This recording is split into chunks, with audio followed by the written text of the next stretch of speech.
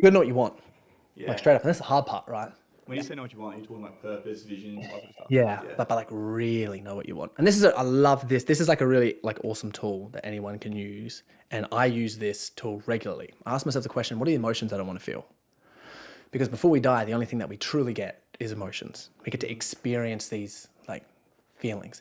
And it's like, why do you do anything, right? Is to feel an emotion. Like that's the result. The reason that you want to make, you know, a certain amount of money or provide is so that you feel confident, so that you feel capable, so that you feel present, so that you feel like a leader. You have this emotion of just like, oh, I'm so capable of doing these things. And that feels great as a man, especially like, so that's why I want to do these things. And it's like, why do you want to have sex? You get to feel lust and feel these emotions and love and this connection, like whatever. Good, right? It feels good, but you get these emotions from it, right? So you have all of these emotions that like you want to feel. And even for you, like on your vision board, I'm looking up here with like the whales and the skydiving things, you're going to experience awe, you're going to experience shitting your pants, you're going to experience gratitude, like all of these emotions are going to come up. Right. Otherwise, like, what's the point of doing it? Legends! Welcome to another episode of the Interchange podcast. I almost forgot what the podcast was called just then. You're just so strikingly handsome. But before we jump into today's episode, I do have a very small favour to ask, and that is if you have been enjoying the content, even just the slightest little bit, if you can go and hit that subscribe button, share this with just one of your friends, and as you know, the more eyes and ears we can get on this podcast, the bigger and better guests I can bring for you guys, and in turn, the more value I'm going to be able to deliver. But over to today's guest, Mr. Corey Boutwell, who was FMG Pro, previously known as the WBFF, which is bodybuilding, figure pro, all that sort of stuff. So in other words, he's being an absolute specimen. And is now running the Set the Standard community, which is helping to change the lives of many men around Australia and around the world, or? Around the world, yeah. And around the world. Yeah, international, which is cool. Awesome. Yeah. Awesome. Well, bro, fucking thanks for joining me, man. Really appreciate it. We're obviously in the same sort of space, doing the same sort of thing, just trying to change some lives. So what was it that got you into the personal development space yourself? That's really cool. Well, firstly, thanks for having me on the show, Ben. I'm like super stoked and excited to be here. Yeah. We've been broing out before jumping on, which has been really cool. You know. It's probably the main thing that just got me into like the personal development space itself is I just had no mentors. I didn't even know that like coaching or mentoring was even a thing. Right. And that, you know, as men having, you know, some sort of initiation right or something to look forward to or some purpose to find or trying to like figure something out that isn't just uni, trade, the 9 to 5, fit the box. get pissed on the weekends, right? And like, cause none of that suited me. Cause I grew up, when I was a kid, I grew up singing, dancing and acting. So I started singing, dancing and acting when I was like 8 years old. Yeah. And I didn't stop until I was about 17. And I got made all these big promises. You're going to be the next big thing. You're going to be the star, all this stuff. I was winning all the awards. I was in movies. I met like Daniel Radcliffe and stuff. I was in theater productions. I got lead roles in those. It was just like, it was full on. So I've been working like 16-hour days since I was like 10. Yeah, you know what I mean? It's in and out of like town and working, clowning, all rest of this stuff, like so much. And it was sort of like a taste of what was something completely different, outside the box, getting paid $50 an hour at 12 years old. Yeah, right? So yeah, really good cash for the amount of that time. And I saved up all this cash, and when my parents split up, like I blew all of it at McDonald's when I was 15, buying everyone McDonald's and myself McDonald's, like had access to my card for train tickets, just blew all of it one summer. Best summer ever. Yeah, best summer ever at 15. Yeah, just spent at the beach at McDonald's. It was like so good. And run out like, now what do I do? Yeah. And then like getting a job with my dad in like trade and all the rest of it. So I experienced the trade stuff, and he was hardcore, man. Wasn't like a fun worker. Like I remember some of the workers, like the hardest work you ever do will be with your old man, and he just fucking like ride it. And we just wanted to fight. I just wanted to fucking kill him, man. Yeah. Like it was so angry. It was just yelling, screaming, no emotion. Just get this done. Shut up, fucking. You probably went into it thinking it was going to be some kind of bonding experience. Yeah, you, right? I thought it was going to be good because he was like real happy in the first, because I want to make him proud when I was first working. Of course. And remember when I was first working there, I was like busting my balls to try to make him happy. So yeah, anyway, all that happened. Went to uni, got a gig, ended up working in government, and I was like, everyone here is so trapped. And I was like, what the fuck? What is going on here? Like, what is sort of happening? And having a taste of all the other stuff, I was like, you know what? I'm just going to go out there and find it for myself. So I sought mentors out in Jordan Peterson and a lot of old books.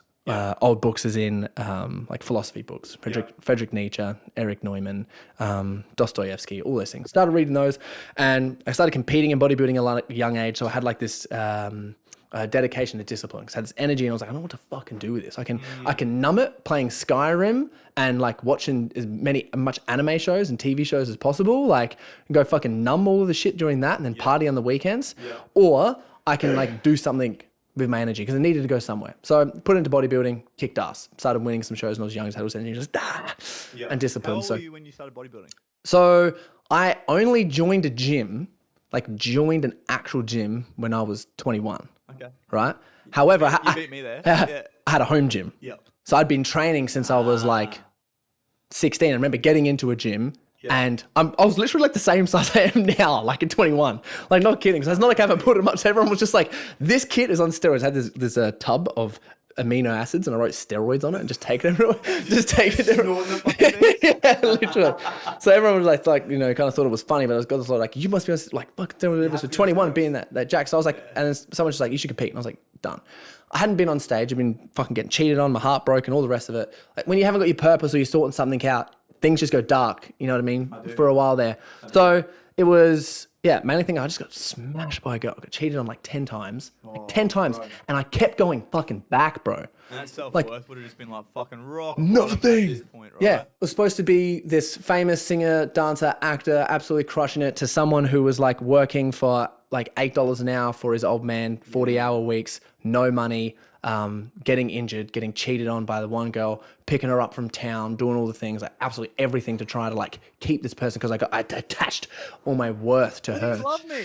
Please. So it was like that, man. So it was anyway. So it was like that. But you know what it's like is everything.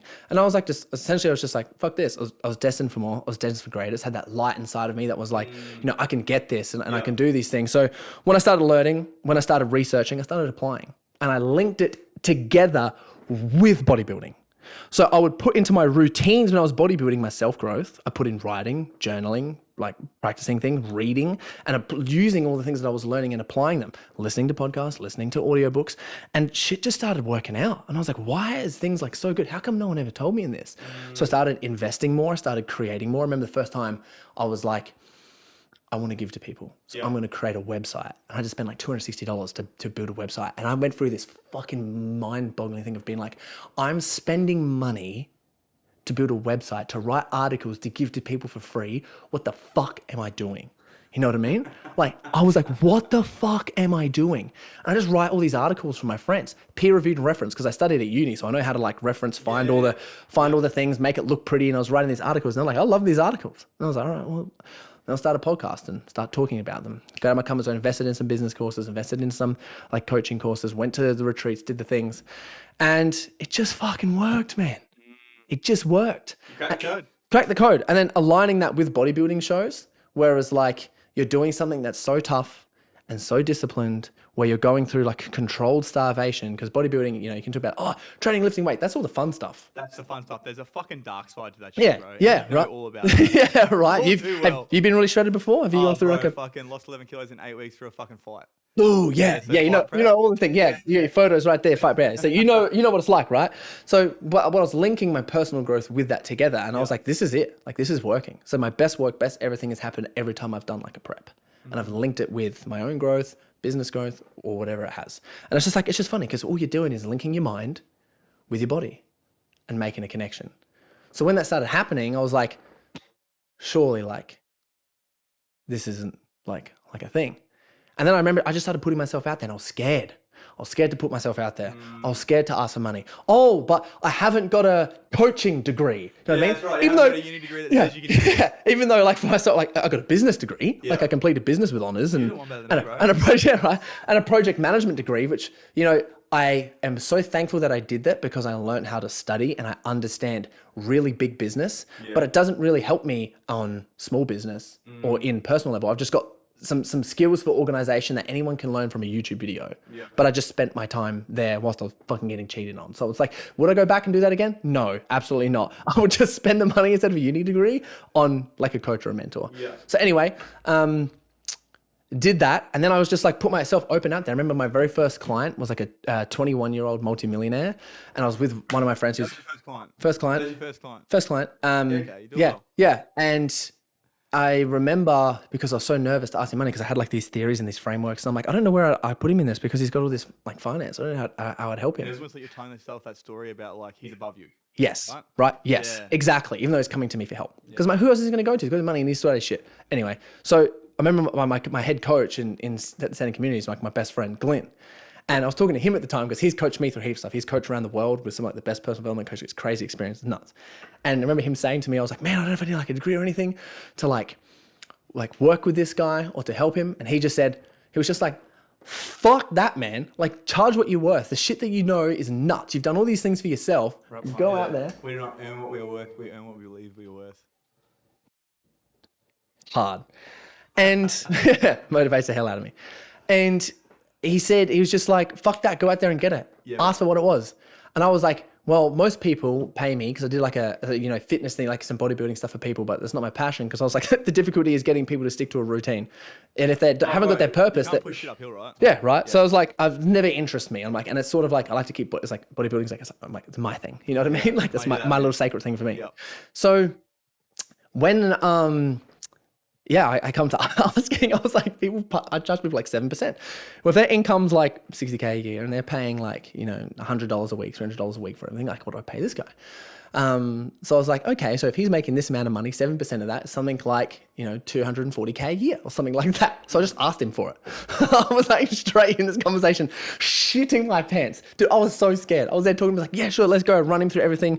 We chatted for ages. Like, this is the framework. This is how we go through things, whatever. He's like, good, done. I'm in. And I'm like, cool, this much. And he started shaking because he had all this money stuff in and he was like, bro, I was thinking like something like this amount and it was like $1,000 a month or something. And I was like, yeah, let's go with that. Like, I don't know what we're doing. Like, okay, I'll take that. That's fine. Yeah. I'll take that. We'll see how it goes. Yeah. And I was like, because I just really wanted to work with the guy. Yeah. And like, we're both shitting our pants over it. It was so funny. We talked about it later. And then, yeah. Did he know that he was your first client at this point in time? Yeah. For all the stuff, I'm like, yeah, I'd be the first one to run through stuff. Yeah. And then he was just like, hell yeah, let's go. And like, we did awesome work together. And then from then it was just next person in, done, smashed. They applied the things. Something changed for them. They got some crazy result. It was the best. So, and then like the rest is history. So I've just been focusing on that. I coached like one-on-one for like 2-3 years before I started up the community. Yeah. And then started up the community and it just went like, pew. Took off. It's been sick. Yeah. Yeah. Fuck yeah, bro. I love that, man. Yeah. Cool. So out of that for you, what was, I guess, the biggest turning point for you to go, okay, I'm going to go 100% all in on coaching? And what would be, I guess, a couple of tools that you would suggest for anyone that might want to make that change in their life to take on board? Yeah. If you don't get this, thing, right? Right. So if you don't get these rewards, like what's the point of doing it? What's the point of doing anything? Yeah. Right? Very narcissistic. So I'm gonna ask myself, okay, what are the specific emotions that I want to feel? And I went through there's a lot. And I want to feel all of them as much as I can. When my dad dies, I want to feel grief. Like I've never felt grief before. I want to feel that shit on its like most intensity in its entirety.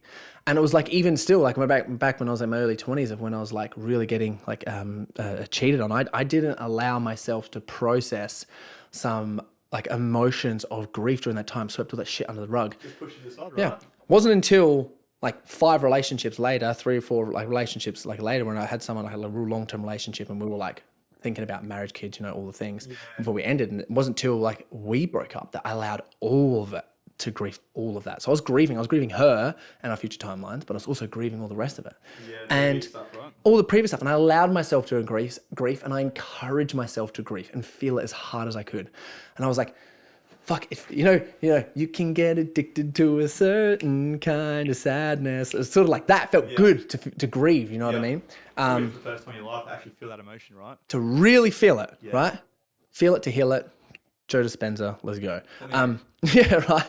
So I really felt it. And it was like, wow, this is like actually ended up being a beautiful experience of like actually being able to go through that for myself. And it gave me this confidence afterwards that like, no matter what partner that I'm with for the rest of my life, or whoever I got to lose, like I'm going to be okay, because like that amount of grief I can handle, and I can handle more if I can handle that. It didn't kill you. Right? Exactly. There's more there. Yeah. Push it just a little bit further. Let's go. So I asked myself, ask the question, what are the emotions that I most want to feel? Yeah. And when you get really clear on those, it's like, okay, well, what experiences are going to enable you to feel those emotions at their fullest? Like one of the times is winning a pro card, man. Like one of the things, getting on stage is like to be judged on your body when you're like, you're completely shredded as a natural guy against people who may be taking tests or not, like untested.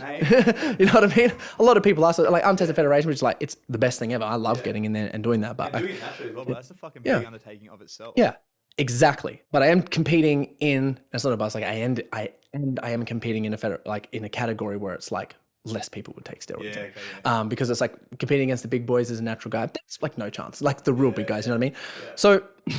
So having that experience of feeling awe and like I fucking did it. As you know, you want to have one of that emotions when you fight and you win, right? Bro, it's still the background of my phone. Right? Yeah. It's this emotion that you feel, which is so powerful and so strong. And anytime I revisit it or do anything, it's like, oh, I can fucking do anything, because you have got this emotion that you felt, and you get to keep that with you forever. So it's like, what are the experience and the things? Like the reason why you got your vision board there as well. It's like they're just going to give you all these emotions. So figure out what ones you want to feel the most, and just align your life with those. That's the code. So let's talk about the WBFF winning your pro card. Yep. What was the intention going into that emotionally? Because was this something you sort of this is already cool. This is knew cool. before that? This is a really cool question, You actually. knew what emotions you wanted to feel and then just pursued that? Yeah. I love this question. God, I've never been asked it before. It's a good one. I love that. Dude, the WBFF, when it was WBFF, now FMG, the winning the pro card was permission. Explain that. All permission for me. Okay. Right? I sort of was at this like crossing of the threshold moment, part of the hero's journey, where I'm like, I need to I like that. Hero's journey. yeah. I'm going to talk about that as well. Okay, we'll talk about, I love hero's journey, right? And it was a very crossing of the threshold moment. I'm like, okay, I need to go and do something for me, which proves to myself how capable I am, because I'm sick of this shit. I've been worthless before. I've had all this talent as a kid, and I wanted to use all of it, the best of its ability, and I've fucking wasted it. Like I've absolutely wasted it. I'm working in government. It's not really what I do. Working with dad, that sucked. Failed uni when I was studying aviation. Not sure with decisions. Like, who am I? I'm 27 years old. I've got no money, nothing behind my name, whatever it is. Like, what the hell, like, am I going to do? You know what I mean? It was 26, I can't remember one of them. And I was like, you know what I mean? Just over myself, like done with it, right? So, and as I was working like on myself and creating all the things, I'm like, okay, I'm just going to give everything just the best fucking crack. I'm gonna give it the best crack.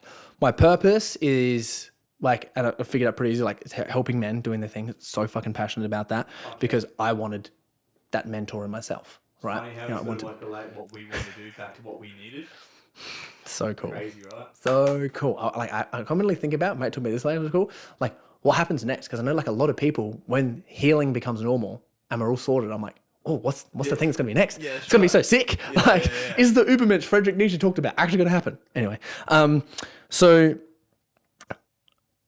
I was sick of a bunch of things. I'm like, I'm just gonna put everything to the test, right? So I wrote out my day from when I wake up, 5:15, to when I go to bed, every 10 minutes, what am I organizing? And I'm gonna smash that. I organize weekly routines, monthly routines, everything organized. This is what I'm doing to work on myself. Everything's aligned to my goals. I'm getting to work early every single day, like by 45 minutes, just so I could type and work on myself. Completed Jordan Peterson's self-authoring program, because I remember him watching a video and he's like, yeah, it helped uni students, like people who were like sucking, it increased all of their like scores by like 65%. And, wow. and 80% of the people like completed uni who completed that thing. Wow. And I was like, well, it must work then. However, takes 6 months to do. No one told me that. So, and that's spending like an hour a day, like 45 minutes I get to early to write it. Yeah. Right? So I was like, it's the same thing. I was locked in the job. So that's one thing that is powerful about, having a job or something is having that routine to build what you want. Then you got to take that and keep it. If you can't. So, kept that, worked on it, completed it. And this is one of the best things I did. I was like studying and researching and reading and meditating every day. I think I've meditated every single day for like a year. It was nuts. So doing all this stuff that worked, and doing that all at the same time of a bodybuilding competition. 4 or 5 meals a day, fasting once a week, getting everything prepared, organized, posing, blah, blah, blah, blah, blah. Even though I lived... How did you feel at this point in time? Was this like the hardest... Oh, yeah. I felt unfucking breakable, to be honest, man. Like, come fuck with me. You can't. Yeah. Like, there was no... I felt like literally on top of the world. No to this, no to that. I'm just fucking locked in. Yeah. And it was so cool to like experience that. And so all the meals, posing. I lived an hour away from work. So I would ride my bike to the train station and then get off early from the train station, ride my bike to work. At the middle of work, I'd go to the gym because I had the balls to negotiate going to the gym in the middle of the day. So I'm like, no, I'm taking an hour and a half lunch break. I'll be there at the start. I'll be at work before everyone and I'll leave like later than everyone else. But I'm training in the middle of the day. And they're like, okay. I'd run and I'd jog to the gym. I'd train. I'd jog back. I'd wear my gym clothes underneath like my work clothes so I could be as efficient as possible to like really make sure time is like of the essence. So doing all that and pushing the limits and cramming, like it's like cramming everything effectively for a long period of time, as well as having a sleep score like on the Oura Ring of like, 80 above every single day. Crushing it, right? Heart rate variability is like 100 and above every day, right? That. Not nowhere near that at the moment, right? Nowhere near. When I'm competing, it goes right up because everything's like locked in. Yeah, it's really interesting. And yeah, I fucking beast moded it and I won. And I proved to myself that yes moment, when you had your arm up, for me, I was just like, It was like, I can do it. You know what I mean? Like I put my mind to anything and it's going to happen. Yeah. And I'm like, and I proved that. And I'm like, I've never been so smart, so fit, so emotionally intelligent, so on top of the world. And I did it healthily. Like everyone's like, I literally had people, I remember watching the bodybuilding in the middle of the day, go and smash donuts and burgers and come back. I had barramundi cooked in ghee. Like that was my meal. Yeah. You know what I mean? Yeah. And that was it. And I was like, oh, this is the best. I did it so healthily. Like I reckon if you tested my bloods at that time, everyone would have just been like, yes, dude, like yes. What are you running? What compounds and like, what are you doing pretty much? Like everything's just pristine.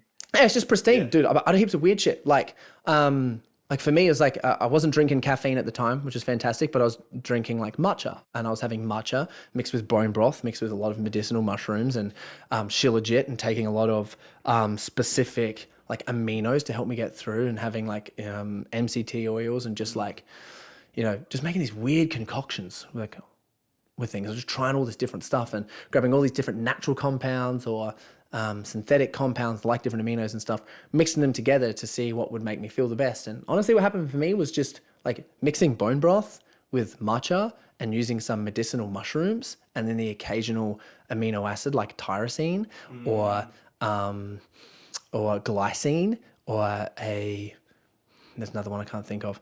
Just one of those two that were the main ones. Mixing sort of something together like that just really helped, like everything. But the bone broth was like a game changer, like straight up. So applied everything, and worked, won, permission, let's go. Like, so that was the emotional change. Sick. Yeah, I was not gonna do fucking anything now. But you were talking about this hero's journey. Can you explain that concept to us? Sick. So what do you want to know about the hero's journey? Well, I believe that we all are on a journey, right? Oh, and yeah. The hero's journey is like, you get up, you get down, you get up, you get down, but you're always trying to pursue that win, right? Oh, this is sick. Oh, I can't wait to tell you about this. I think you're really going to like it. Blow my mind, bro. I'm learning so much here. This is fucking cool. I'm actually loving this. Yeah. Dude, Thank you. That's all good, bro. Thanks for having me on here, man. I'm such a nerd. For all my nerds out there that are listening, if you nerd out, whether it's video games, YouTube, podcasts, audio, binging, Andrew Tate, listening to all your podcasts, keep it up. Yeah. Like, keep up that inner nerd learning shit. It's the best. Yeah. So I remember I was listening to all these mentors and people. I was listening to Ben Pekulski, Ben Greenfield. Yep. I was listening to those guys. I was listening to Frank Zane. He's got a lot of good content out there. Dave Asprey's podcast. I was listening to Aubrey Marcus's podcast. And I was listening to a lot of Jordan Peterson. And one thing that was a common theme between all of them that they would mention and talk about would be the hero's journey. It kept popping up. I'm like, okay, what is this goddamn thing? Yeah. And it's like, okay, when you realize it's a story that has been told for hundreds and thousands of years, every religion is basically the exact same steps in the hero's journey when they broke it down, full on. Author called Joseph Campbell, who wrote A Hero with a Thousand Faces, talks about hero's journey, traveled the world. Okay. I'll get that book right? Bro, yeah, I'll give you some real cool ones for hero's journey stuff. He traveled the world speaking to every single tribe. He's a mythologist, so he studied myth, like all the tribes, Australia, Africa, one's Alaska, down south, everywhere, South America, all of them, Indians, whatever tribe you can think of, Asians, he's got them. He has so many books. I'm like, I don't understand how this guy wrote so many books. Seriously, on all these different myths and cultures. It's actually insane, and they're all dense, and they mean a lot, and it's crazy. Yeah. And they told the same story. Every tribe and every myth wrote the same story, which is why the title of the book is The Hero with 1,000 Faces, because he spoke to like thousands of tribes, whatever it is, and they told the same story in all their myth and religions. And he's like, well, what is this thing? How can I break this down into steps? And it's been proven that like and I'm pretty sure it's been proven that the hero's journey is basically encoded in our DNA. Nuts. It's like encoded in our DNA to live. And I believe if we resist the hero's journey that's trying to happen in our life, that's when things go fucked. Right? So, and there's specific steps for it. And I'm like, what? You can follow these steps? What? And essentially one thing to know is really cool is we're sort of like on one hero's journey, like one big one, right? And then we're also on like, and it's a circle, right? So it goes a loop like this. Okay. We're on one big one, but then we're on like heaps of many different hero's journey within the hero's journey. Yeah, right? Yeah. So on all these many different hero's journeys, then one big hero's journey, and you're all at different places and phases on all the different little bits of hero's journeys. And essentially there's like 12 or 14 phases. Okay. But essentially to like break it down, not to get into like every single phase, you've got like, essentially it breaks it down as like, you've got this known world. So what you've known around you, like, okay, if I'm just like, use like podcast studio, coaching men, like done some awesome fights and stuff, like knows like how to travel, done the things up the coast, has a kid, like knows the things, been in jail, had the drug addictions, knows the stuff, right? Yeah. You've gone to the abyss, you've come out, like, and that's a known world. And then there's still, like, I would probably say before you started coaching men, and let's say when you were like in prison and you were addicted, like to the drugs that you were on, is like, you didn't know like how good a life could be now. Right? You had no idea. So this would have been the unknown. So everything that you've created for yourself now is the unknown. Yeah. But currently your reality is showing you, okay, this is the known here. And if I want to feel better, fight someone, unknown, right? Drugs, whatever it is, I'm going to take these normal hits. So now to be the best, so to live the life you want to live, you have to go to the unknown. And you're getting this call to adventure. It would have been for you where it would have been like, fuck this. You know what I mean? Yeah, like that feeling is do more. Yeah, there's got to be something better. Yep. Like I can turn my shit around. There's like these callings and these emotions coming out because you probably felt so much grief and like shame and all anger and all the rest of it at the time. There was like, there's something that's calling you forward to get to whatever the next level is. But you answered the call. You said, I'm actually going to fucking do something about it instead of drowning my woes all the time, right? That's when there would have been a moment for you, I'm not sure what it is, where you would have crossed the threshold, where you would have been like, I'm going into the unknown. I'm going to get out there. I'm going to create this elite journal that you've created. I'm going to do this other thing. I'm going to start a podcast. I'm going to do this stuff. Like I'm going to start like going out there and start helping people. During that time, as well as creating this journal, creating the business and also really helping people is like during that, then you would have had to go and face demons in that journey. And I was like, okay, well, I'm either fighting the demons of drugs, alcohol, and prison, or I'm going to fight the demons of building something. That's why the importance of choose your own challenge, right? So this is like getting the first days of the hero's journey would have just been your awareness of, I want to do something better, right? You left the known to the unknown. In the second phase of the hero's journey, which is like, I would say the second quarter, the quadrant, was when you're like, building things and you're overcoming all of those challenges. And along that way, you would have started to get more difficult where your ego would have come in and then you would have had to face these different fears, right? Different fears, different scary things. Right, yeah. Might have been investing in a business coach. It might have been doing something else. It might have been like helping a client go through something and then they betrayed you or something else. You're like, how do I go through this? And you might have made it mean something about you, whatever it was. And then you had to face off with this ego version of yourself, which is right at the bottom of the hero's journey, which is a step called atonement with the Father. From there, and you start learning these things, you start gaining skills and gifts and owning the skills and gifts. Like, you know what if you're starting to get some wins? I've learned some shit here and I'm good at it. And the self-belief comes in. Like, shit, I need to change. It's upgrading a house, upgrading a car, upgrading how do you look, new tattoo, something that's like, solidifying. Yep. I'm going to do some shit. From that stage, you start like moving forward. It's like, okay, now I want to bring all of these skills back to my known world. And a lot of people in business and stuff don't listen to that phase. They just stay. They just ignore that tap on the shoulder. Yeah. You see a lot of people who are like, if they have a trade business or in real estate, like tradies, real estate, or people in e-com who get to a certain like level in business where then they have to start managing people, will only stay at like maybe one staff member or two staff members because they're like, I don't know any other skills. Fuck that. And I don't know how to do this. Yeah. And they'll sabotage themselves. It's got nothing to do with their leadership ability. It's all just got to do with belief in themselves. But they'll sabotage themselves and just stay at that level because it's too scary to like bring everything back. What if something goes wrong? It's like that fear of fucking not knowing, right? Yes. Basically the whole hero's journey is fear of not knowing. Like literally every step is, right? Right. It's so good. And then when you come back, it's celebrating and prospering and stepping into kinghood. So actually owning that phase about yourself and knowing that you can dip back in between. If I'm using you as an example, I can go and talk to the people who are drug addicts, been in a prison, done the things, help them move through some crazy stuff. And I can be Ben, like one of the most elite people, you know, on the Gold Coast. Like I can be both of those people. And I've integrated that. I don't have shame around the person who I used to be. I accept him and I love him anyway. And he's given me all these skills for blah, blah, blah, blah, blah, blah, blah. Now it's like, okay, now I'm starting to step in this kinghood and I can share that. It's called master of two worlds, or freedom to live. There's two different phases that like represent that. Once you've done that and you get to the top, it's a new hero's journey. On to the next. On to the next one. And Joseph Campbell quotes, he's like, what I believe is a good life is one hero's journey lived after the other. Yeah. So wherever you find, and it's such a powerful tool because there's like 13 steps. I was naming some of the names of them. But if you can identify where you're at different phases of your life, like where you're at in the hero's journey, you know what the next step is. Yeah. So it's like a hack. Yep, right? Yep. Like you literally know. And if you're ever worried about, oh, what do I do next? Like I literally did mine on the plane and I was like health, wealth, relationships, career, vision and mission, and like my fitness goals. I'm like, where am I at on the hero's journey for each one of these? And like, so that's the thing, you have a hero's journey for like obviously your purpose yourself, but you have one for each little area of your life. There's every area. Yeah. Every area. There's so many. And it's like when you break it down, but you break it down to what you want. That's the thing that's like sort of beautiful because you can be in like even just me and your relationship that like, you know, meeting each other today, like actually getting to like chat and stuff is it's like we would be on if we had a hero's journey between our relationship, very early phases. You know what I mean? Like real early phases. First date. Yeah, right. First date, right? You know what I mean? Call to adventure. It's just like crossing the threshold would be a thing that we would have for like, oh, actually like meeting, chatting, all these things like for a relationship. So that would be a hero's journey in itself. Like everything has a hero's journey if you want to apply to it. But what you want to do is just apply it to like the main areas. Yeah. So when I broke those down, I had like 4 key areas and I was like, shit, I need to work on these. And the first one's like, I need to talk to Chloe about some, I was like, Chloe, we need to book in a meeting like together. We got to talk about this like one thing because like this is where our relationship's at. And our next phase, I think it was something along the lines of the ultimate boon, which is just the gift phase. How often do you do this and how recent is this point in time that you're talking about right now? Oh, this was like literally 4 days ago.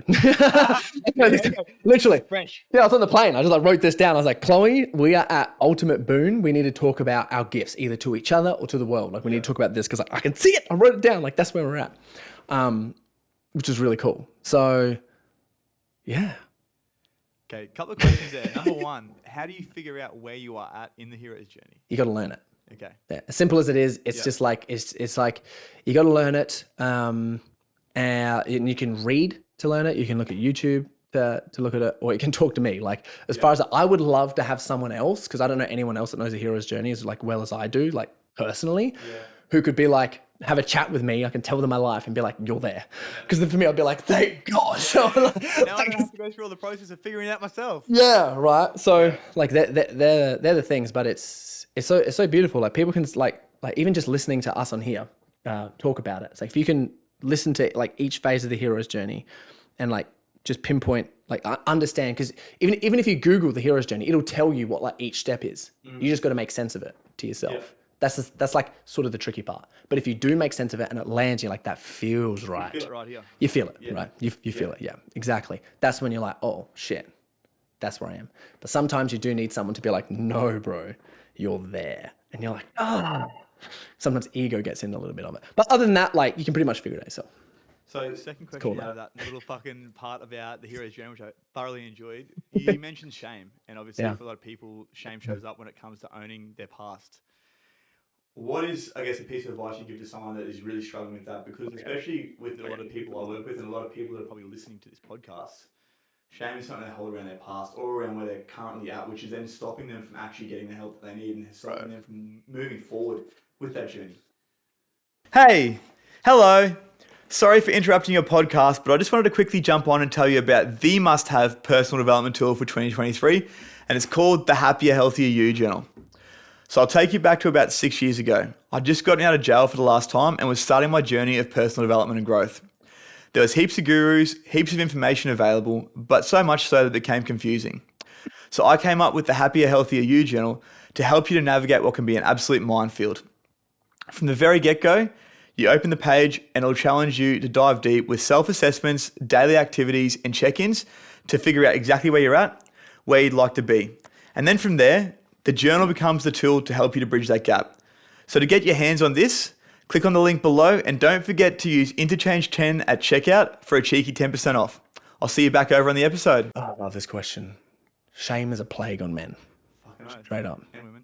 And women. Yeah, true. Just put it in there. Sorry for the ladies out there. I'm just passionate about helping my guys. I have coached for quite a couple of women as well. But this is where my heart lies, right? Yeah, and yeah, it is. It's an absolute plague because like most of the time, like there's a lot of shame on both sexes around sex in general, right? There's a lot. There's people hold so much shame around sex. And I'm like, it's because we don't talk about it enough. Like straight up. And people just feel so guilty, embarrassed, and like for a lot of stuff that shows up sexually. But it's not just sex, there's shame for everything. Anyway, old school times, like with myths and like religions, like in tribes, they had certain practices to help people work through their shame, which I think is really cool. And Robert Bly talks about this in his book called Iron John. And it basically says there would be like some myths and cultures would have these ash rooms, right? And it's not actually legit. It's just like what they call them, these ash rooms, where the men would just go lay in ashes, right? For weeks or months. They'd only come out and they go back into the ashes.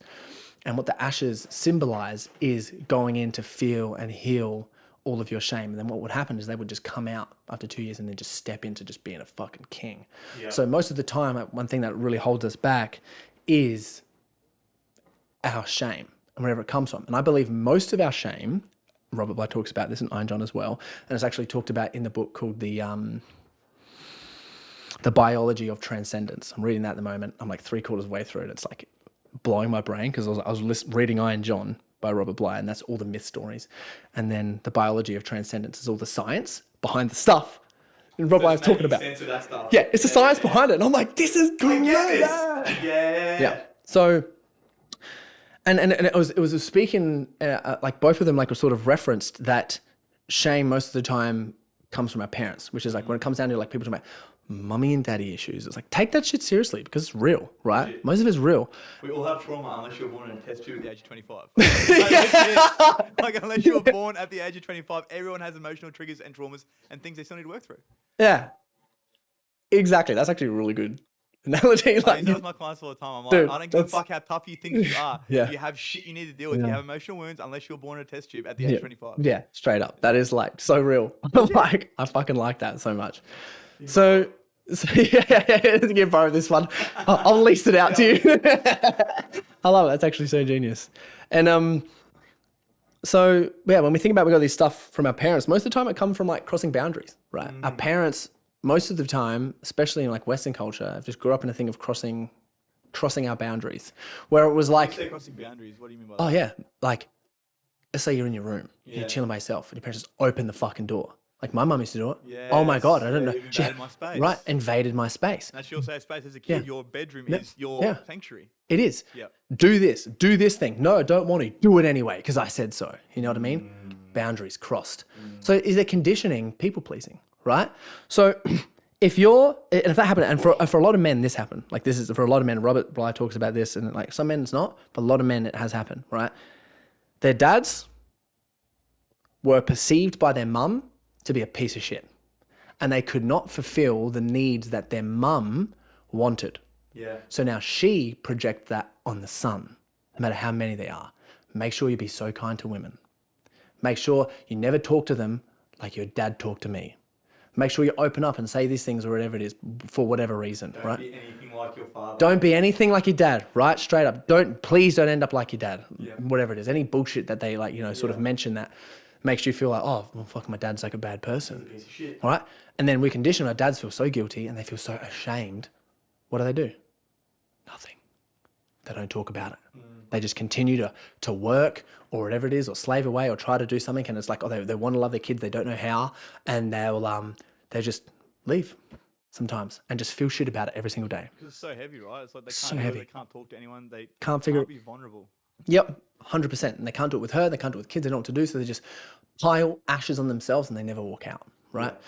So So that happens. It's real sad. But what happens for the men, and it's happened in all these different ways. It can sometimes vice versa, like whatever it is. Between the parents, it could be the mum was like that, dad was like, whatever it is. But whatever happens is we condition this people-pleasing tendency that we have. So it's like, okay, the only way that I'm going to get love is to do like what everyone else says. So now we've like got people that have had this trauma from when they were kids that they didn't realize a trauma, and they're showing up in business, and that's either overworking like fucking crazy or don't want to do anything. I don't want to do anything because I don't want to hurt anyone. Yeah. Right? Because if I'm like my dad, I'm going to hurt anyone. If I'm not helping anyone, I'm going to hurt them. Or I'm going to overwork and try to not be the person that, you know, my dad wanted to be. And then when I get into a relationship with someone, I want to give them everything and do this stuff. And then 10 years later, she cheats on them and fucking walks out the door. And you're like, what the hell? I did everything for you. And the whole reason I'm doing all this is for you and the family anyway. And hello, shame, right? We didn't even know was there. And then along that whole journey from us being conditioned as that as a kid is like, we stuffed something up there. We did something wrong that wasn't actually wrong there. We wasn't present for 15 minutes. We didn't do this thing all because we were trying to build something or do something for someone who we love. And I was like, but you're getting shamed for that. But we're used to getting shamed for that because that's what happened as a kid. And what happened from our fathers or our mothers, whatever it is. Default setting, right? Right? Yeah. Full on. So we have this mask, and then we start putting these masks on, right? Of, I'm going to fit in with those guys. Yeah. Or I put this mask off, or I'm going to start being this guy. Yeah. Or I put this mask on, don't hurt me, I'm not going to open up, I won't be able to get in. I'm going to be who you want me to be. Yeah. I'm going to be who I perceive you want me to be, right? Yes. Yes. And you're either going to like show up with a mask of being an evil magician, right? You'll show up as like a villain. You manipulate things or you won't take the blame. You'll be someone who's too much of a bully or you'll be a bit of a wimp. You'll be someone who's too much of a tyrant or you'll be the guy that doesn't make any decisions. The guy that's like... Are we talking like archetypes? Huh? Yeah. So, but it shows up within, they all link together. And then the same thing, or you get too attached to a woman or you're just someone who can't connect. Like, why can't I connect with women? Why do I either hate them or they just want to leave me, right? So you put all these masks on and all these negative ways that just manipulate shit on your face to try to cover up all the shame that's behind your face. And until we feel it and face it and understand like what points where all the shame come about. And how am I showing up as this person? We'll feel lost, man. Because we're not showing up authentic. Because I've got all these different... That's it there, right? Not showing up as the authentic self. And this is a problem, I think, for a lot of men, not even just men, but women. And this is something that I work with my clients as well, is they don't even know what the authentic version of them looks like because they're so stuck showing up as the pretend self, all these masks, trying to cover up that negative feeling they have about themselves, which probably isn't even true. It's a story they tell themselves about themselves that they picked up somewhere along the line. Exactly. Wild. Yeah. Boom. That's a real cool question I like to ask people. We've been asking this one like recently. It's real cool. It's like, who are you pretending not to be? Ooh. Right? Yeah. It's activating, right? Who are you pretending not to be? And it's like when you start thinking about that, that like brings like awareness to the mask that you've put on. Yeah, it's like reverse engineering from who they're showing up as to go to where they actually need to work. Yeah. It's crazy to actually answer that question because you're like, fuck. Like, even if someone is extremely successful, you're like, still, I'm pretending to be the successful guy, like when I'm insecure, or I'm pretending to be this successful guy when my relationship's falling apart. Yeah. But it's okay because I'm a successful guy, because that was my way That's how I'm showing up, right? That's how everyone is going to perceive me. Exactly. Because that was my way of dealing with shame. Nuts. So there's so much shame here. There's not too many places or like room for us. Culturally, there's no room for shame. Oh my God, I can't believe they talked about that. You know what I mean? There's judgment, the poppy syndrome. Like, oh my God, compare that person said this thing. Oh my God. It's like, how much shame have you got that, that person's feeling for them to they feel triggered because of something judging. You said. Yeah, right. Because go to judgment. Because of their shame, right? But for everyone who's listening to this, own your fucking shame. Yeah. Talk about it to the right people. I say like, don't talk about it to your partner so much because you don't want to project that shit onto them because that's a lot to deal with. Yes. It's like, if you're a dude and you're listening to this, get around the boys. Yeah. Tell them. Find a group of people where you can be open and vulnerable with. Yes. If you're a woman, right? Oh, bro. Something that so many men struggle with. Yeah. Well, vulnerability like takes courage, I think. Yes. Like you got to have balls to be vulnerable. But as kids, we get told, big boys don't cry. Yeah. Don't fucking bitch about it. Don't show your emotions, right? It's like almost reverse, like not reverse engineering. It's like backwards engineering, right? Yeah. Stop being a bitch and cry, bro. Yeah, that's right. Let's normalize that. It's harder to cry as a man than it is not to. Yeah. Yeah. Because of the condition we get. Yeah. Because it's shameful. Yeah. Right. It's like super shameful. And that's like one way of letting it out, which I think is like real good. So yeah, that's what I think, man. There's a lot of shame there. And then like shame breeds anger, resentment, jealousy, all the rest of it. Low forms of emotion, right? all those low forms of emotion and action that we take. So it's like, most of the time if a guy's, it's crazy because if it continues over a period of time, because I started this question, I was like, why is it when guys, some of the guys like when they cheat, right? But then they can't not cheat. You know what I mean? They get someone they love in this really good relationship and then they're like, fuck, they get real scared and then they cheat again. Like, why am I doing this again? Right? And I believe it's like, and a lot of guys don't want to, right? They don't fucking want to cheat, but they can't help it. Then they got to create all these reasons of being like, no, I'm a good person, I'm a bad person, whatever it is, to like stop themselves from fucking cheating again. Yeah. And like, I think it's like the shame has been so conditioned into their nervous system now. They're used to feeling that shame, and if they're not feeling that shame, they're not safe. but they're not themselves. It's Yeah. like that's who they are. Yeah, exactly. They're not themselves. And then the feeling is like as that stage is, the main one is I'm not safe. I'm going to die. Yeah. Their nervous system, because our brain obviously doesn't know the difference between a bear like chasing you or if someone's judging you, doesn't know the difference. Yeah. That's how ingrained into our nervous system it is, which is why like the biology of transcendence, that book, or like the science, I'm like, oh, so sick, is like we literally, our brains think we're going to die if we don't.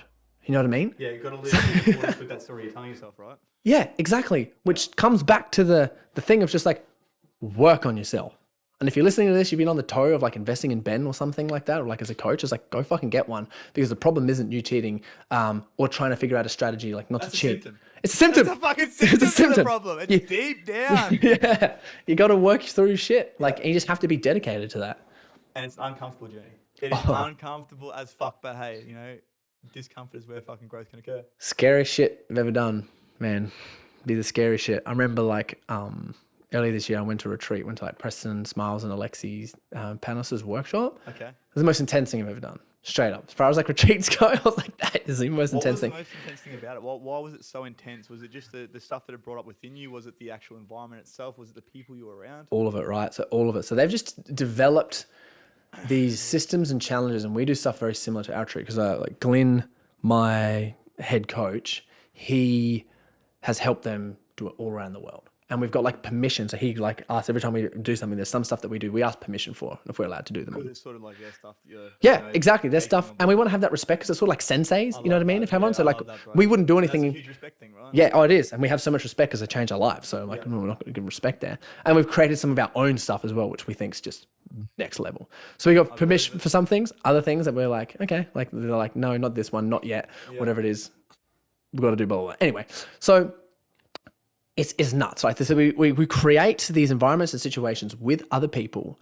That's like most of the time you haven't met anyone else, where they're designed to bring up like whatever emotion it is. And you design, like we have like all these intentions for our retreat. So like, and I'm sure they did the same thing, but how we do it is have like, what's the intentions? What's the emotion that our group and people really want to work through currently? Like for like whatever it is. And sometimes it's like, I actually just want to bro out with like high performing men or whatever it is. Sometimes, yeah, literally I just want to fucking hang out with the fucking boys. Let's go. Like some of that. So it's like, all right, we're going to put those intentions in there. Some of it's like, okay, no one's experienced joy or fun. Like a lot of these people like being crushed or whatever, but when was the last time they had fun that wasn't intoxicated, which wasn't like genuine, actual, like so much joy, not like a little bit, like so much joy, right? And then, or anger, comparison, guilt, or shame, haven't done with that stuff. So like, okay, we're putting these in the things and you design just like, sort of like either these workshopy things or these events or stuff that you do, setting the tone, setting the scene that people like go through and they do it together.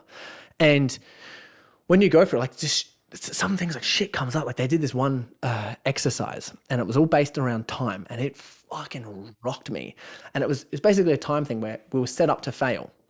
And we had to just organize these things. There's like 80 people into like organize these things in these different seats and whatever it was. And people are standing up like, oh, move here, do this. Like some people step up in leadership, other people didn't. And I was catching on and clawing onto stuff. Show, I guess, how different people interact in certain environments. Oh, that's so uncomfortable. And I didn't realize that this one. There's always one point at any of the retreats where it just gets you. One of them just got me, and it was all around time. And I was trying to speak and I was trying to say stuff, and like I was getting so triggered. And I was just feeling myself burning, and like my whole body is just like. It's like, yeah, literally. But I'm like, I can't yell at, scream at like 80 people. Like, holy shit. And you could, but it wouldn't be received well. Yeah, right. Well, this is what I'm going to get to, right? Anyway, that triggered me. And that was crazy, and understanding, like thinking about that and talking about it. Another thing that we worked through is I had this thing where I felt so much shame around being perfect. Like so much shame around. Everything needed to be fucking done. About me being perfect. And I just broke down in tears to one of the coaches and facilitators. I'm like, does this dumb sound that I'm scared of people seeing me as being too fucking perfect? because it's like, I'm a handsome guy. I've got this crazy body. I've got a great relationship. I've got this awesome business. I connect and network with all these people. And I was like ashamed of being too good because I've experienced shame around that from being too good is the word that I use that makes me feel like when I say that. Person I want to be sort of thing. Yeah, well, it actually is. And I didn't want to be seen as that person. And now I'm like, fuck it. I am too good. Like, own that shit. Like, we need more people owning that stuff about what they're doing. Like, I'm fucking awesome. You know what I mean? Own that shit. If you're fucking awesome, own it. Like, and it feels so freeing. Like when I actually feel it. But I broke down like in tears back. So I had so much shame because I got shamed from it for, like, I just get emotional now talking about it, right? Shame from it as a kid when I was growing up singing, dancing, acting, anytime I got a good role. When I competed in a bodybuilding competition, I looked the best of my life. I got fucking cheated on 2 times. Like, and then every time I had another bodybuilding competition, like it was a relationship breakup or something else happened or changed around. It was necessary, but at the time I experienced shame. When I was at my peak in my career when I was like 15, my parents split up. When I was doing really well in the business and working like for my old man, it turned to fucking absolute shit. So there's all this shame around like succeeding or being like good at something that I was feeling. And I was just like, it was all just coming out. And I was just like, holy fuck, like this is so intense that this brought it all up. Anyway, ended up letting down to this some anger shit that I hadn't worked through. And we were doing this like crazy fucking exercise. And throughout the whole weekend, we had to raise a stupid amount of money for a charity in between like the tiny little lunch breaks and stuff. And we were so disjointed. The whole group was so disjointed. We had all these little teams and these things. And one of the best things that we could have done is like, okay, if we just split it up, everyone's got to make $500 each. Some people make more, some people make less. Let's all help each other and work as a team. Like, we'll get there. But we had these different sections and all this shit. And I got to the stage, we had, I don't know, I think it was like 18 hours to raise like $30,000 or $25,000. We hadn't made a cent, right?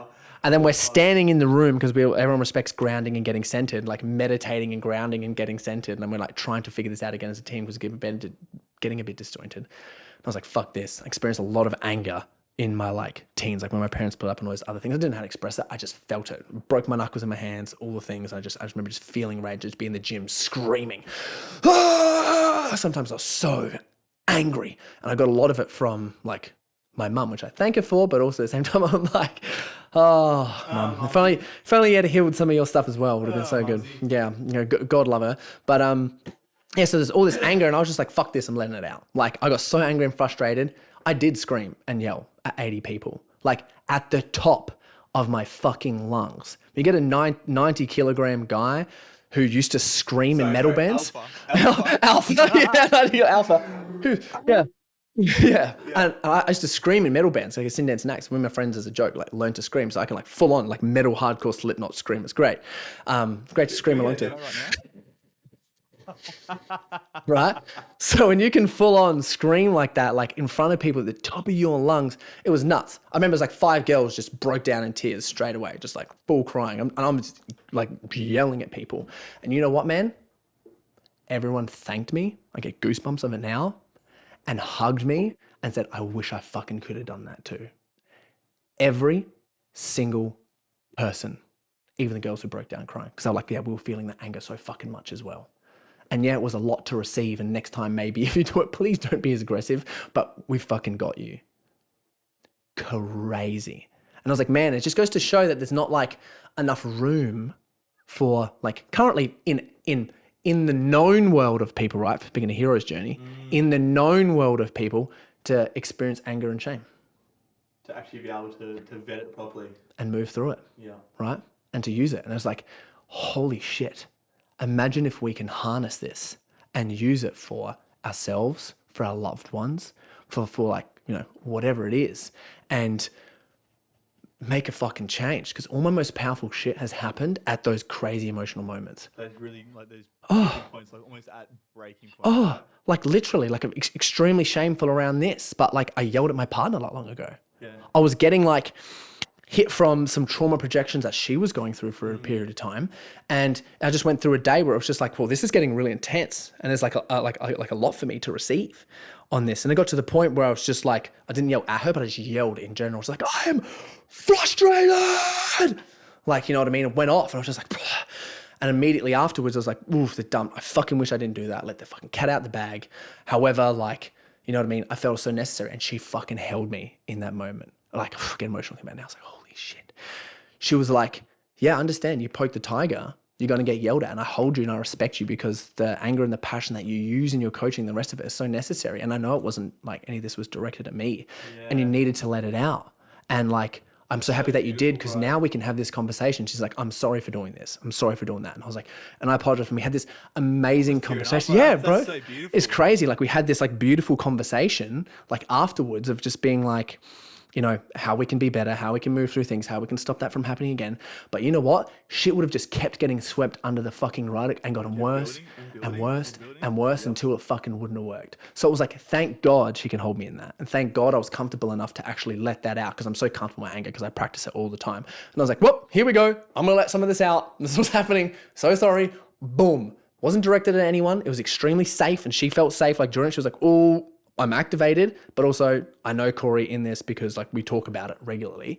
And it was like just a beautiful experience. And I was like, wow, like imagine if everyone could like sort of experience this. And for me as a guy, I'm like, what would be better for next time is if I went and expressed that myself somewhere where like she wasn't in the room, because it's full on seeing a guy through that, you know what I mean? And be like, hang on, I'm going to be back in 10 minutes. So next time, if like, hey, just let you know, I'm feeling so angry right now, I'm going to go express this shit because it needs to come out because I'm about to fucking blow.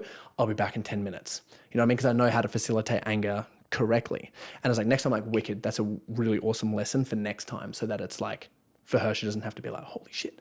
So yeah, it was fucking beautiful. I'm like, if there's more room for that, like, I honestly think domestic violence, boom, go down. Yes. Shit dads, boom, like straight down. More love, connection, like, we're so much closer. Like the last a period of time, like since that happened, we've just been like in love and passion, and we're like, yeah. So shit works, man. It's nuts. A couple of things there, bro. A couple of things. Number one, I think myself included, a lot of people look up to you and Chloe as just like a real power couple, man. Thank you. That's obviously been a work in progress. It didn't start like that. And a lot of that would be communication. Was communication something you were always good at? Was that something you sort of practiced? And for anyone out there that might be struggling with that communication, being able to actually speak from their heart and, you know, give off that most authentic version of themselves, where would they start? This is cool. So I want to preface this. My mum, when she needed anything, manipulated or yelled at me and invaded my privacy. Got you. My dad didn't talk about fucking shit. So if anyone's listening to this and they feel the same kind of thing, it's like, oh, yelled at by one parent. And like, by the way, mum didn't yell all the time. My mum's done so much for me. It's like insane, like so much love. However, with some of her traumas and stuff, didn't know how to do it. Didn't have a man for that. It's like, fair enough, whatever it is. I get it. Rage, boom, come out. So much rage there. Dad didn't say fucking thing. Like we talk about this all the time. Nothing, so quiet. So I'm like, I'm living in a world where like what the hell am I supposed to do? One thing that helped me was all my goddamn acting classes. I've done so many acting classes, right? So many. And I'm going to get back into some, 2024. I can't wait. I'm like, been looking at like just like some improv classes. Dude. Yeah.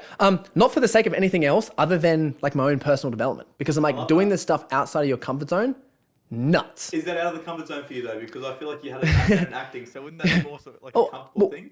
Like a little bit, because some of the things that you're still doing in there are uncomfortable. Gotcha. They put you in uncomfortable situations and like, and that sort of stuff. Yeah, right. It is a bit uncomfortable. Like, you know, hey, Corey, start singing like a Disney princess, and you're like, this is uncomfortable. You know what I mean? Yeah. You know what I mean? But here we fucking go. Yeah. So doing those things like really sort of helped get over the fear of almost being seen. Like, because I've been on stage heaps of times, I don't give a fuck. Like, and sometimes like, Chloe's like, we gotta care sometimes, like a little bit, like you can't just be like crazy or whatever. So I'm like, yeah, it's actually like quite true. But yeah, so I don't care what people think of me. I don't care how they see me. Like, super confident and that in itself skin. Is obviously a journey as well. Yeah, right? Yeah. So that has given me the strength and capability to, when I want to say something, it's like, I'm gonna try it and say it, and or learn something in a way where saying, like learning the thing is going to be difficult to say, and then saying it. So what I did was when I was researching, after like I started in my first like relationship, when I got cheated on a lot, that was like in my early 20s. I was just like, what the hell do I do? So I just started studying communication. I started studying the art of pickup. I started studying, like I was just listening to like books, audio books. I like read The Game. I read Mystery Method, like all these pickup things. I started learning and researching like like a lot of John Gray and all these other audiobooks and just like YouTube videos and how to communicate. And I'd apply the techniques and they fucking worked. However, for that stage, I was using them to manipulate.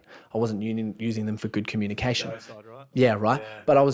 But when I started learning about them and I was using them, I was like, okay, communication in itself just works because nothing else is going to work. How can I manipulate this woman to love me and not cheat on me? Like that, like that was essentially what I was trying to do. Yeah. Yeah, right. But I was doing it like 1,000%, you know what I mean? Learning everything, blah, blah, blah, blah, trying things in texting and this and this shit, like some of this shit was fucking working, right? And now you can do it for like when Road of Excess leads to the Palace of Wisdom. I learned that stuff and now I use it from like a good place because heart's in the right place. Yeah. So yeah, then I just didn't stop. Just didn't stop learning the communication techniques and just kept reading, kept learning, kept applying, reading, learn, apply, reading, learn, apply.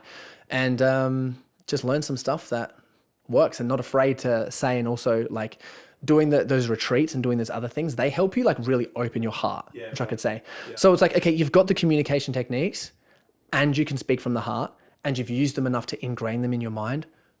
Awesome. Like you can use these. And then as well, working in government, in business and at uni, you do learn a lot of communication techniques. And then when I was working in business, there was like a lot of leadership training that I went through. Yeah. So we learned these techniques. So it's like, as far as communication goes, like when I'm using it correctly, because sometimes if it's in the moment with people, for myself, sometimes if you're in a stress state, that's when it's the hardest. Yeah. So you want to have it conditioned and repped in so that you can use it. So when I'm not in a stress state, I'm like communication, skill on point. Yeah. In a stress state, a little bit more difficult. I would say like it drops down a little bit, but if you're good and you can try to calm your nervous system in the moment, and then you can come back with something. Like I said, next time I feel angry, like real angry, and it's like, whoa, I'm about to blow. There's some shit coming up. Multiple times I've done this before and I've been in that position and just like, and I'll go, I just need to let you know I need 5 minutes because I'm so angry, right? And I just need to sit here in silence. It's like that pattern interrupt, right? Yeah, pattern interrupt. Use that multiple times. At some of the most chaotic moments, I've been like, no. So now I'm going to change it. Yeah, and if I'm like really angry now and I haven't expressed it for a while, I'm like, cool, I'm going to be on top of my anger and make sure I express it and use it so I'm not fucking bottling it up for people so it doesn't show out somewhere else. So yeah, and also a lot of self-awareness and self-study. It's all the tests. It's having someone reflect back at you. Yep. You know, hey, you're a person that's like this. You're a fiery personality.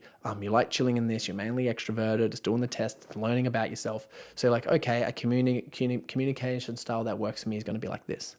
For example, when I was at uni, I remember hacking the system to get good grades. And I just asked myself, hey, what are my strengths? I'm like, people. I can talk and connect with people. It's really cool. So I just made friends with the tutors and the lecturers, right? And you know what I did? Crack the code. I asked them what was in the fucking exam. I said, hey, what should I, like just letting you know, I always find myself studying the wrong shit when I get to the exams. So can you tell me what to study so that I'm studying the right stuff so when I get to the exam, I blitz it. And they were like, oh yeah, just study this, this, this, and this. And I was like, sick. Manipulation 101. Oh, bro. Graduated business and honors. Using business techniques, baby. Let's go. What's up? Yeah, so let's crack up. So yeah, so like I just understanding like what works to you is like another point as well, because you can learn all the techniques, but then you got to apply them, practice them, talk to someone about them to hold you accountable, because you know it's easy to lose. Yeah, you should take action on them, right? Yeah. Yeah. Exactly. Okay, where would be, I guess, the first 5 resources you'd point someone in to sort of get some, I guess, knowledge around communication and becoming a better communicator? Not just for everyone else, but for me as well. I really like John Gray stuff for relationship. He's written so many books, like so many, and how he talks about like men and women's dynamics, like it's just so powerful because it just makes so much sense. Like everything that he says. I really like the book Nonviolent Communication as well. I think that's like really powerful. And I'd probably just start there. And then if it's like some self-awareness stuff, Jordan Peterson's Big 5 personality test, read it. Okay. Like, and the 5 love languages, do the test, read them. Got it in there right now. I'm rereading it. Yeah, so beautiful, right? So like those are like great places, I would say, to start. And I'll just get to dive a little bit deeper in communication. I'm just trying to think of some that would be real cool. I would say some of David Dieter's stuff that's not Way of the Superior Man, right? Because everyone read that one. It's an amazing book, but I think there's some of his other books. A bit deeper than that. are like really cool in regards to communicating. And then I would say some Simon Sinek stuff. Okay. And I'd study Simon Sinek, not just for like his books like Leaders Eat Last and all the rest, and that's really good, but I'd also just watch his videos and listen to how he communicates. And then for heart open stuff, to speak from the heart, go to some retreats. For the love of God, like anyone, retreats, seminars, workshops, you know it's going to be uncomfortable as shit. Just soak it all up. Go to them to just like let that shit release. Because like sometimes it's like, you know, when you are closed off or whatever it is and you're like struggling to communicate somehow, but if you just had your heart blown open and you go to talk to someone and you can just like soften your body and be like relaxed and open yourself up and just speak like, I don't care how embarrassing or how stupid this thing is that I'm going to say. I'm just going to say it for just the fucking sake of love anyway.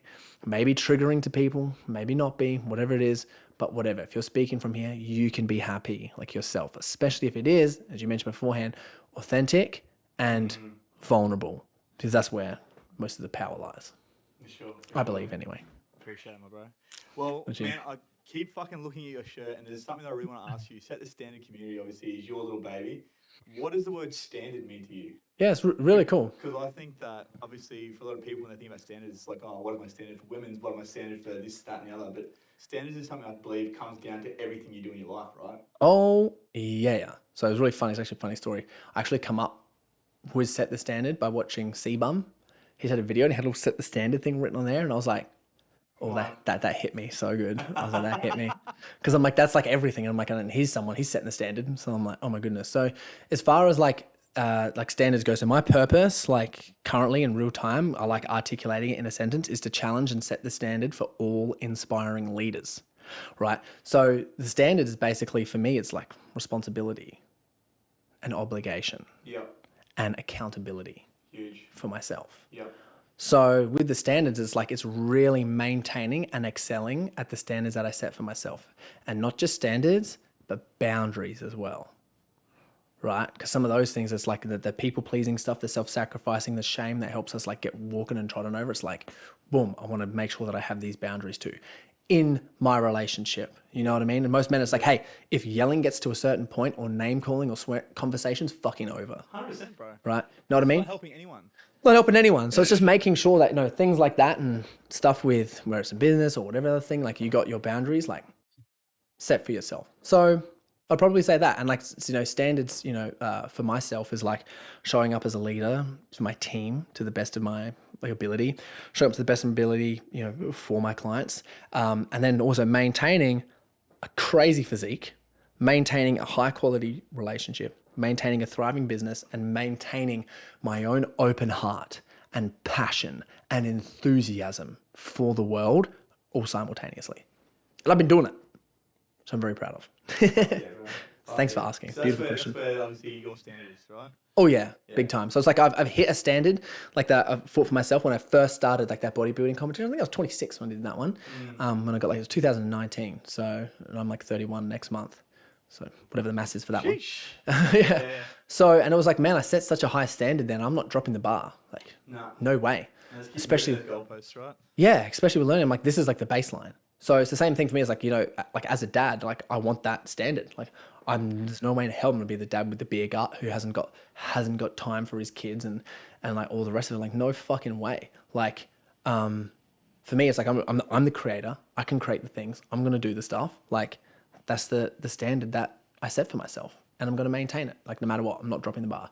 And I'll work my hardest and always make sure as well, because we get caught up, so easy for us guys and women to also get caught up where it's like, if I don't have the business or I'm not serving like that thing, or I'm not like working as hard as I can, whatever it is here, we get caught up like that's the most important thing, because that's the thing that provides and protects everyone. So we become obsessed with that instead of becoming obsessed with ourselves. Because that's the most important thing. Because as you know, for people that you're working, right, you've seen people go inwards and they're doing one thing and then they just change the trajectory a little bit more, but the outcomes are just so completely different, right? Yeah. Wild stuff like that. 1%. Yeah, exactly. Compile that compound interest, you know, 1% change across 100 days, you know, form a completely different person. Run it up. Yeah. But like you've seen it happen, right? Crazy. But it's because they went in, right? They went in. And it's like, that's the thing that I want to prioritize and make sure is the standard, like for myself always. So, and I believe that, like, the best way to put it, I demand excellence from myself. So I demand excellence from my staff members. I demand excellence from my friends. So you're leading from the front with that. Yeah. I'll piss my fucking friends off, man. Sometimes they're like, Corey's awesome, but sometimes he's such a fucking dick. He calls me out of my shit, and I fucking love it. I'm here for it. Yeah, bro. Yeah, you get it, man. So it's like that, right? Exactly. So, and that's, I think that's the important thing is, like you said, like it's not just to stand around one thing, it's to stand around all things, because how you do one thing is how you do all things generally, right? And it's that age old saying, but it's so fucking true, man. If you let yourself slip, like you said, you know, business might be great, but you're letting your fucking physique slip. You're feeling like shit, you're looking like shit. Fucking how do you think that's going to play out in the rest of your life, right? yeah. So I'm sort of interested in like how, like you set the standard for yourself from coming from like such a dark place to like completely turning it around and like having those standards just being like fucking on. Well, I think the thing is, like, I think back to my childhood, right? Very similar to yours. Dad was an overworker. Mum was fucking always angry. She's a school teacher. She used to teach us as children. It was great. And I look at that, and where I was, the big turning point for me was my son being born. And How old were you when he was born? 26. I'm 31 now. He's 5 years old, 26 this year. Yep. So 10, 32 this year. Beautiful. So for me, it was looking at everything that I was doing, and like you said, I was setting a standard for him. So I actually left his mum before he was born, because I knew if I stayed in that environment, I would not be anyone that he could potentially be proud of. I was smoking meth. I was at the pokies all day. I was selling gear. I was fucking drinking all the time. I was like, this is not the environment or the kind of person I want my son, who I knew obviously was going to do something amazing one day. He's not going to do something amazing if I give him that life. And so for me, it was like I had to change everything. Exercise, you know, morning routine, night routine, fucking what I was doing for myself. And obviously you go through those cycles, man. Like I went through the whole womanizing stage because I couldn't self-validate. And, you know, then it was drugs, then it was alcohol. And finally got to a point where I was like, fucking, I'm proud of the man I am, and I know that he's proud too. And so for me, the standard came from having him. Dude, yeah, so cool. That was the turning point, the life-changing fucking, I guess, from me and my standards. Oh yeah. Huge. Such a big reason too, right? And you Yeah, can see why, 100%, like, bro. walk in the door and he's like, high five. Yeah, bro. No, That's the thing, like, so sick. everyone's just like, he's such a fucking legend. I'm like, fucking oath, I hope so. He's a reflection of me, I'm bitch. trying to do everything I can to make that. You know what I mean? Yeah. But yeah, man, before we finish up, bro, I do have a couple of little things I want to ask. Number one, top 5 resources for anyone trying to work on themselves, okay, whether it be books, podcasts, whatever it might be. Okay, so anything? Anything, bro. That Okay. you point people in the direction of. Study the hero's journey for sure. Like all men, study the hero's journey. Like absolutely, get around that. Another thing to really learn was I'd like to say is don't be afraid of studying like some things that are a little bit more difficult. Like fall in love with studying. Like a lot of men I find out there like they haven't with like in schools conditioned that studying and books suck. When men have been doing it for the longest time, we invented that shit. You know what I mean? Yeah, bro. And it's the best. Like someone's You tell yourself about it, right? yeah, so like someone said, what's your most ideal day? I'm like literally a day where I like get a little bit of sun, a little bit of beach, and I'm just writing and reading all day. Fuck yes. Fucking love that. Just sitting there, coffee, some good meals, writing and reading all day, let my mind just going fucking crazy. Like fall in love with studying, like for the love of God. Just to So clarify, you said meals or meals? Because you just say you're natural, so not meals, right? that's a good one. No, meals is in like eating. Yeah. Might be Adelaide accent there. That's so Yeah, funny. gotcha. So yeah, like I have all my eating like sorted. So I have food? all my foods sorted out. So so yeah, I'd probably say like study the hero's journey, fall in love with studying yourself in terms of like a general resource. And I also encourage men to fall in love with like some fantasy, like books. Really? Old school, yeah. Okay. Like old school ones, like some real tough ones. A real good one that I recommend people would be You're talking like fiction. fiction. Yeah, the First Law series, which is a really cool thing just to like let your mind escape. Because a lot of the authors have studied so much philosophy and old school wisdom, and they weave it into the stories. Right. And sometimes it's so motivating, like listening to the stuff. And it's like you're not watching TV, so you're not on any bloody screens. Like you're allowing your mind just to like relax and recover, and it's beautiful. Yeah. Another thing would definitely be, I would say get an Oura ring for the love of God. Manage your sleep. You have an Oura ring or Whoop, either or. Something just to look after your body, look at your basic Look metrics. at your sleep. And as all men, I believe, fall in love with health. And a really good podcast I learned a lot of stuff from was Ben Bukolski's Muscle Intelligence. Yeah. Like to fall in love with cooking, fall in love with just fucking finding out crazy little supplements and biohacking and all the rest of it, fall in love with it. Like just go absolutely nuts in doing. I think like I literally wrote down one of my goals this year is like, cool, one goal this year. I'm not sure when it'll be released, whatever, but I'm like, I want to write a book because I fucking love writing, right? So I'm like, I'm gonna write a book. And my first thing I was like, what's a strategy to get there? And it was like be in peak optimal health. Yeah. Because to get the motivation to sit there and write out 500 to 1,000 words and have my brain in flow, it's like, what am I going to do for that? So I've got like these big headphones now, these binaural beats. I'm like having like mushroom extracts and all these things. And I just like, I feel just fucking dosing out. Yeah, right. And just like eating like the best food and like just falling in love with cooking and like putting good things into my body to see what happens is elite. And then the next one, in terms of everyone, I've already said it before, is go to a retreat. Go to one of the hectic ones. Like if it's most hectic, like go to something that's just hectic or like for Vipassana, or even just like for men in particular, go to a men's retreat where it's just like they put you through some crazy shit. Go to ones that do have like breath work and ice baths if you've never done that stuff before. We made it because we like ours to be unique. We were like, we're not going to do any breath work or ice baths on ours. Ours is because everyone knows. So ours is like completely like we're not doing any of that. Like for ours, like it's all like completely like unique, very similar to like Preston and Alexi, but we do like our own stuff with it, and obviously permission for some of the exercise that we do run. Go to something like that, like whatever those things are, that's going to really crack some shit open, even if you think you're already good, even if you think you're fucking busy, even if you haven't got the fucking time, even if you think that shit's gay or for losers or whatever it is. Whatever story, go to one, especially if you've never done it before. Because people out there running, they're doing the things. It's crazy, and some of the best work has ever been done in those things. And man, you come out like it's next level, hey. Yeah. So that would be it, for sure. Awesome, I really like the first law series. If anyone's like listen to that shit, hit me up. I'm gonna talk about it. It's mad. We'll have chats. We'll do voice notes. We'll have chats. Yeah, which is really cool. I said one other authors I really like, Robert Moore and Douglas Gillette. Like a lot of their stuff's really cool. Is that fiction? The non-fiction. That's all the King, Warrior, Magician, Lover stuff. Gotcha. All the archetypal. So I think it's so fascinating as men. And then Joseph Campbell, who wrote The Hero's Journey. But as I said, study The Hero's Journey anyway. I think everyone should have a basic knowledge of the hero's journey. I think it should be taught in schools as a goddamn like subject, because we get taught like, I went to a Christian school, so we learnt like a lot of like religious stories and a lot of these things. So they sort of follow that hero's journey. They follow it almost to the T. Yeah. It's pretty much like bang on. Yeah, so it's so bang on, which is like it's crazy that, and they all say the same thing, and it's really cool.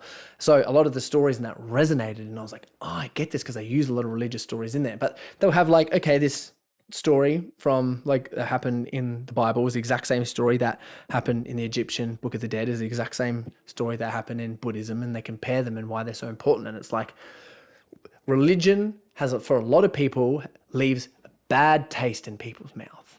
You know what I mean? For a lot of people who are like finding like religion, or because people talk about their relationship with religion. Sometimes they're on, then they're off, then they have this and whatever it is. Or people are like, why would I want to learn that stuff? And it's like, these stories have been told for the longest periods of time in the world. Right? That is literally and what happened is the philosophers studied religion to create philosophy for the modern world, and then psychologists study philosophers to understand what psychology is, and then people in business and people in schools study the psychologists to create what's coming.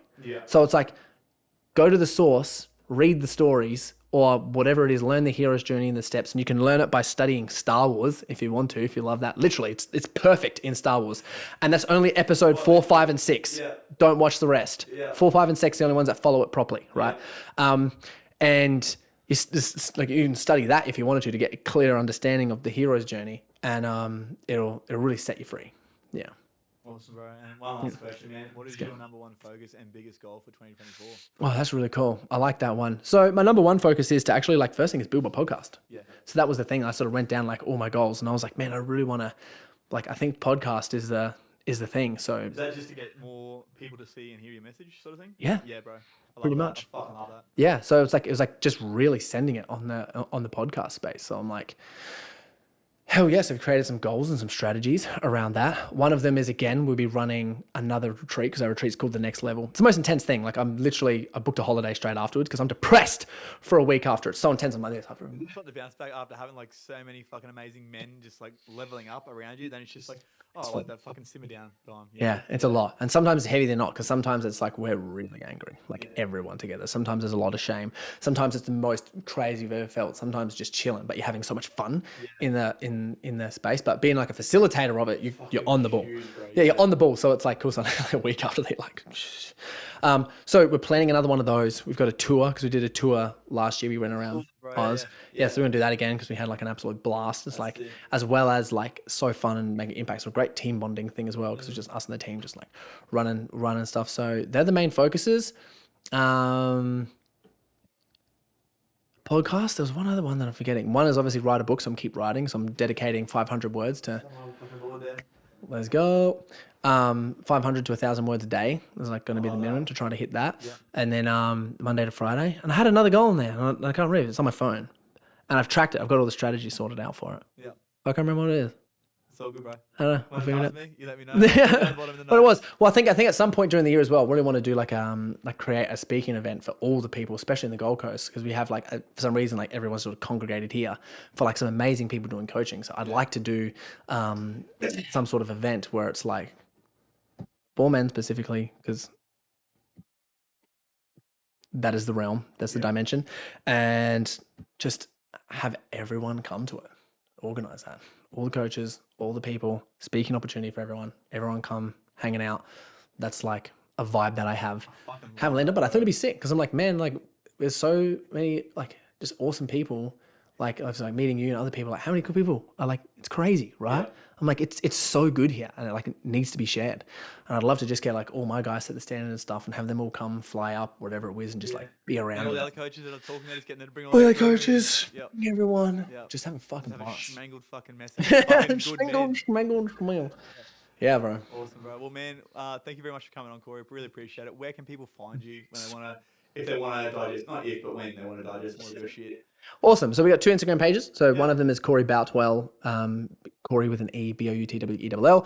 Set the Standard Community is the Instagram page that we've got the community. We're showing everything update on that. And then like my website, CoreyBoutwell.com, www.CoreyBoutwell.com. That's where all the retreats and all the things and all the rest of it. If people are feeling a little bit frisky, want to get their minds blown, I'd probably encourage that one. We've only got a few spots left, like February's coming. It's in Feb. Yep. So 2nd and the 4th in Feb. There's only a few spots left. But yeah, if people want to get their mind like absolutely fucked. Their head fucked? I'd say come to that. Yeah. Absolutely. Fuck yeah, bro. Well, I'll put all the links and everything down below in the show notes. Thank you. Man, thank you so much for coming on. Thanks for coming on. I enjoyed that. And I got a lot out of that. I know so many other people will as well. Thank you. And I'd like to return the favor and have you on my podcast soon as well. That sounds awesome. For sure. Appreciate it. Smooth.